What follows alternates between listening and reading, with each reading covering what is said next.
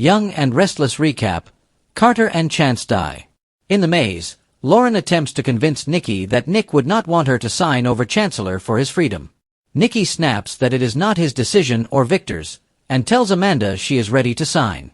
Lauren declares she is under duress. Amanda asks Nikki if that's true because it looks like she's ready to sign. Lauren demands to speak to her friend alone. Nikki requests a moment with Lauren, so Amanda steps away.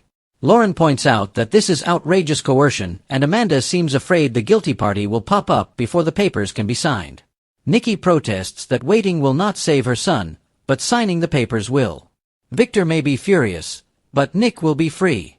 She calls Amanda back and demands to see Nick before she signs anything. Amanda admits that will sacrifice their leverage. Nikki won't budge, so the lawyer caves and they walk off to the chateau. What does Nikki see? When Amanda leads Lauren and Nikki to the storage room of the chateau, they are aghast to see the door open and blood on the floor. Amanda doesn't know where the captives are but promises they are safe. Nikki rants, "You wanted me to sign away Chancellor to protect my son, and you don't even know where he is?" Amanda doesn't sweeten the mood when she suggests the blood could belong to the guard, given how capable Nick is of violence. "Give me a break." Nikki fumes. She reiterates to Amanda that Chancellor is hers to do with as she sees fit, but warns if her son is hurt, or even so much as thirsty, there will be hell to pay. With that, she walks off. Will Carter confess? Victor and Chance stand behind a hedge and eavesdrop as Kane attempts to persuade Carter to tell him what happened, saying he can't protect him otherwise. Urging his assistant not to be afraid, Kane assures him they'll deal with this together. He asks if Carter killed Damien to clear the way for him to reunite with Lily. The security guard appears and reports that Nick and his companion have escaped. Kane keeps pushing Carter to come clean and tell him everything. Hasn't he always protected him? Carter explains that Damien needed to be removed from the equation. The reunion between Kane and Lily was supposed to be epic and he was in the way. After all Kane had done for him, he wanted to do something in return. He was only trying to anticipate his needs. "Never this!" Kane exclaims. Carter begs him to divert attention so he can make his escape. He'll disappear and assume a new identity. Kane tells him to stop and let Amanda try to fix this. As Carter declares he needs more time, Chance strides over to say it looks like the wrong person was put under house arrest. Carter feels betrayed that Kane set him up to be overheard. His boss admits that it isn't possible to protect him.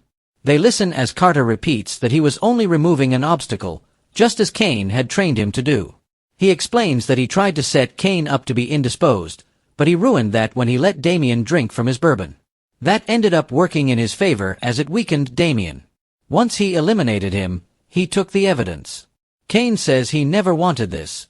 It never should have happened. Lily shows up and asks what's happening. Pulling out a gun, Carter grabs her and yells at his employer that this was all for him. Now it was all for nothing and he's determined to find a way out of there. He was loyal and devoted to doing everything for Mr. Dumas. Kane knows he thought he was doing the right thing. Chance urges him to let her go and drop the weapon. It's the end of the road and they are stuck. Carter accuses Kane of lying to all of them. The cop suggests Carter should take Kane's offer and pray that Amanda will represent him. An angry Carter says Kane is getting all he wants. He is determined to look out for himself now and drags Lily into the maze. Victor discovers that Nick was wounded. Sally, Sharon, and Billy pull a groaning Nick into the train car. After setting him down, they wonder how they are going to get him down the mountain for help. Billy takes off, and Sally offers to hike down the mountain. Nick worries about her safety, but she jogs off anyway. Sharon wonders what she should get Nick for his pain. Groaning, he asks her to stay with him. As Sharon tries to get Nick to drink water, he jokes about what softies his parents are. Victor walks in and demands to know who did this to him. Nick admits he kind of did it to himself. He's had worse injuries.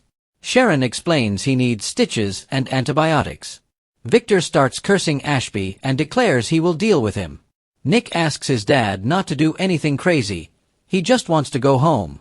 Sharon explains that Nick was wonderful in captivity and kept her calm. They worked together to get out of there and chaos ensued when they encountered the guard. Victor complains about all the thugs and killers on Kane's payroll and repeats that Ashby is going to pay for this. Billy warns Amanda she can't save Kane. Still bloody after helping save Nick, Billy runs into Lauren and Nikki as they are complaining about being trapped in a hellscape. He explains Nick has been hurt, but will be okay. They go off to the train car.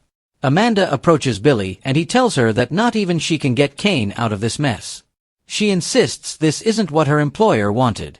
Billy still wants to work with Kane, but he doubts there will be anything left by the time the Newmans are done with him. He fills her in on Nick being cut open and likely infected.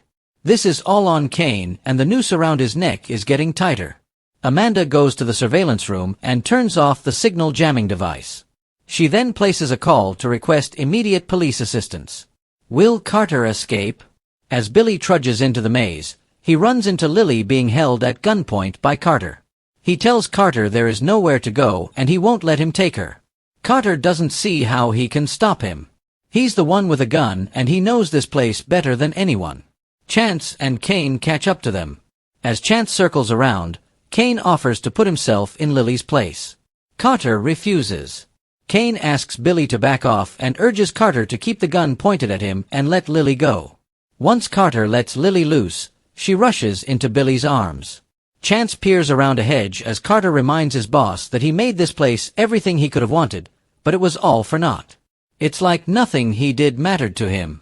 Carter doesn't think that Kane has anything left to live for since he can't have Lily or Chancellor.